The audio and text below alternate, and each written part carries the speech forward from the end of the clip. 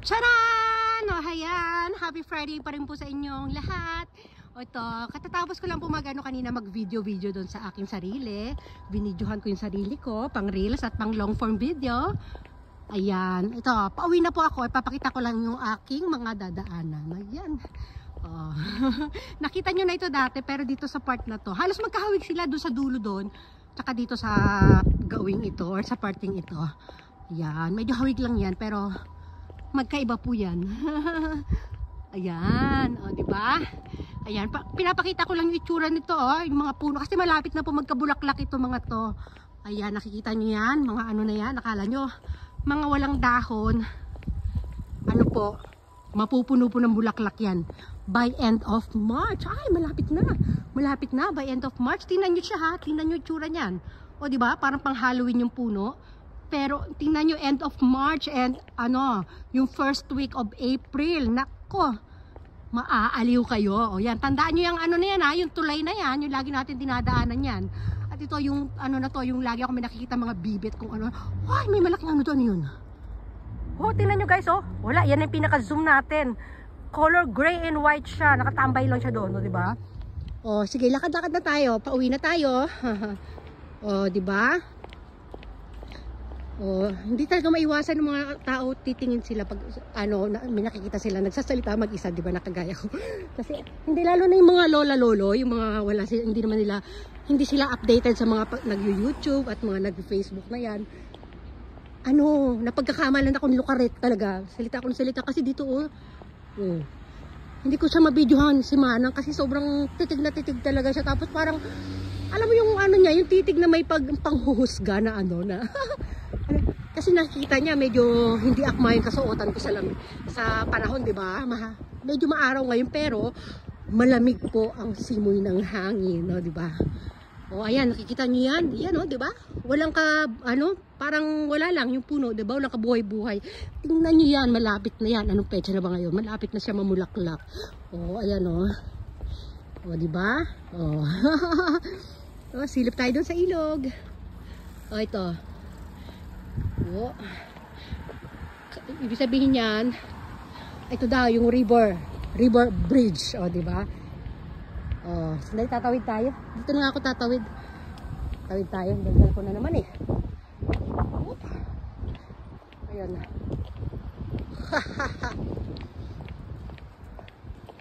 O, dito yung sinasabi ko sa inyo na madalas tayo nandyan, no? Doon sa ano na yun, yung dulo na yun, doon tayo madalas magdaan. Tapos dito naman yung pag namimili kami sa supermarket dito pauwi kami. O, diba? O, malikot na naman yung camera kasi alam nyo po naglalakad ako. Yan. O, halata naman na naglalakad tayo, diba? O, ayan si Manang. Ayan, ano siya, tumatanaw-tanaw siya ng mga fish kasi dyan, maraming fish dyan. Diyan sa ibaba. Woo! O, diba? O, ayan, ang linis na naman ng kapaligiran. Wala na naman katao-tao. Liban doon sa mga nagbibisikleta. Alam niyo, ako nga lang tagay pagala-gala dito. Totoong buhay lang. Oo. Sige, gala pa more. Gala pa more. Daldal pa more. O, diba? Imagine niyo ha, tahimik yung paligid. May naglalakad na lukaret na kagaya ko. O, diba? Daldal ng daldal. Tapos, wala out of fashion pa yung yung kasuotan ko dahil malamig, tapos nakapang tayo, pang tag-init. O di ba? Pinatungan natin ng long coat, hati naman sa likod. O di ba? Di ba, Limame? Pag malapit na tayo sa bahay, ipapakita ko tong sa bagay na. Nakita nyo naman yung suot ko kanina sa mga reels, di ba? Oh, pero mamaya pagkatapos nitong video bago mag-end. Ang ganda nito, may mga halaman. Kaya lang wala sa design, hindi maganda yung pagkaka-design nila. Hindi nila tinitrim siguro 'yun. O di ba? Ay, sandali, may papakita lang ako dito, guys. Gusto ko magpunta dito, guys eh. Tingnan nyo. Alam nyo ba? Kaya lang nakakandado kasi. Eh no, gusto ko diyan no, mag-video ng Titanic, o di ba?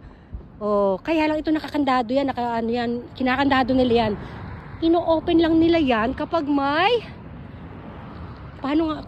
ayun kasi sa baba na yung guys, alam niyo yan. connecting yan. Parang connecting nitong ilog dito, tsaka doon sa kabilang ilog. Pagka yung dumadami na yung tubig, ino-open nila. Nakikita nyo yung harang na yan, na-open yan, nakatimbakal na yon. I-zoom natin ha. Ayan, ino-open, naaangat po yan. Ayan, nakikita nyo yung parang ano doon, manibela. Yan, pang-open yan doon sa baba para mahati yung tubig. Pag umaapaw kasi ganyan ginagawa nila. Kaya ito, hindi pwedeng basta-basta na lang papasok dyan. Nakalak po talaga yan. Mga ano lang ang pwedeng makapasok. Talagang mga piling-piling tao lang. O, diba? Dito na kada tayo. Ayan na naman yung mga punong ano, punong mga walang dahon, pero mga humihinga pa po yung mga yan. Diba? Dito muna tayo kasi may masasalubong tayong mga lolo. Baka sabihin na nila, sagabal ako sa kanilang dadaanan, which is totoo naman po. Totoo yan. Hindi ko ikinakailayan na talagang sagabal nga ako sa dinadaanan nila. Kasi masikip lang po yung daanan, ayan, masikip lang, tapos paharang-harang pa ako, di ba? Tama ba yung ginagawa ko na yan? Pero alam ko naman sa sarili ko na hindi tama, kaya nga tumatabi tayo, di ba? Maraming upuan sana doon, kaya lang kung maupo tayo doon, wala naman tayong matangkad na camera stand, itatayo ko dito sana, or kung meron lang sana magkukuha sa akin ng video, di ba? Dito, baba na tayo dito. Di ba? Nakapag-video na tayo dito dati. Yan, dandahan lang tayo bumaba, aray ko. Hop. Ayan yun doon, yung papuntang station doon. Senginay Station. Ayan, ito na. Pag dinire-diretso na natin to, doon na to sa amin, guys. Alam nyo na to, tandaan nyo na tong lugar na to, di ba? Maraming beses na tayong dumaan dito. Sige. Ayan, malapit-lapit na tayo sa bahay, guys. Hinihingal ako. Hindi ako makahinga dahil nga sinisipon ako barado yung ilong ko, guys. Ayan, mamaya ulit din sa kanto namin. Ayan. Naku guys, naliligaw pala ako. Akala ko ito yung street namin. Iba pala yung nadaanan ko. Naku, liliko tayo dito sa kabila. Nagtataka ako, ang layo na nung nalalakad ko. Hindi ko makita yung pinakakanto ng bahay namin. Iba pala yung nalikuan ko. Naku po. Ito, liliko tayo dyan sa kanto. Diba? Yan ang nangyayari sa akin kadalasan pag yung nagdadaldal ako. Nagdadaldal ako sa ano. Ito nakita niyan, mga tapunan ng lata. Tingnan pag hindi ginagamit, nakasabit sila. Pag araw ng tapon ng lata, bote, garapon, ayan. Diba? Mga pet bottle. Naligaw tayo. Hindi naman tayo naligaw, nagkamali lang tayo ng nilikuan. Kaya nagtataka ako, parang alam nyo ba yung layo ng nilakad ko? Parang sa estimate ko, nasa bahay na dapat ako noon. Kaya lang, hindi ko makita yung kanto ng bahay namin. Kaya naman pala iba yung nalikuan natin, di ba? Ganda ng halaman nila, guys,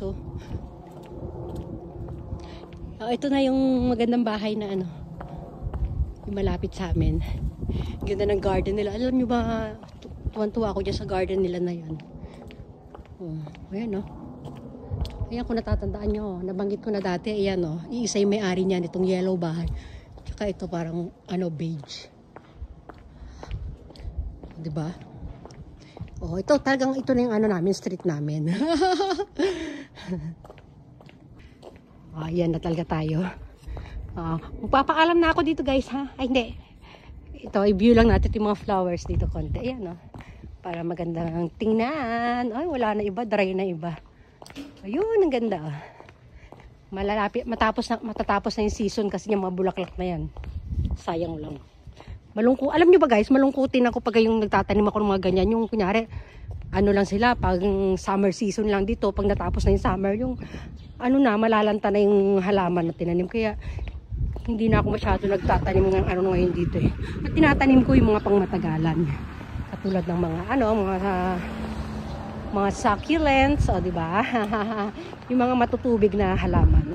Yung matatabang halaman parang mga aloe vera, mga ganyan. Pero yung mga pangbahay, yung mga sa loob ng bahay tinatanim.